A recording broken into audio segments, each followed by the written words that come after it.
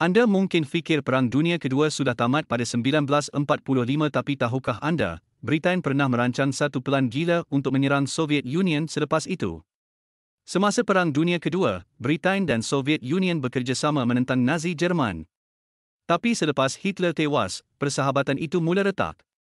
Winston Churchill bimbang Soviet Union akan meluaskan kuasa ke seluruh Eropah. Komunis dianggap ancaman baru selepas Nazi.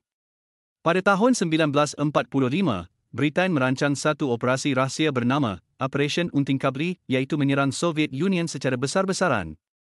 Britain merancang menghimpunkan tentera British, Amerika, dan askar Jerman bekas Nazi untuk menyerang Soviet di Eropah Timur.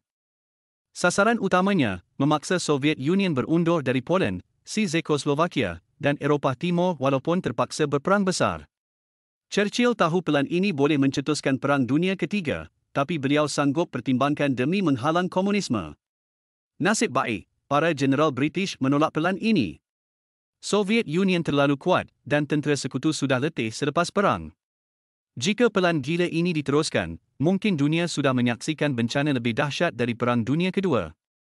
Akhirnya, Britain memilih untuk berlawan dengan Soviet melalui cara lain, iaitu Perang Dingin, tanpa peluru, tapi penuh propaganda. Kisah Operation Untingkabli mengajar kita kadang-kadang, pelan paling gila pun pernah hampir berlaku. Tapi mujur tak menjadi. Sejarah penuh dengan rahsia pelik seperti ini. Kita hanya tahu hasilnya, tapi tak ramai tahu betapa dekatnya dunia dengan kehancuran.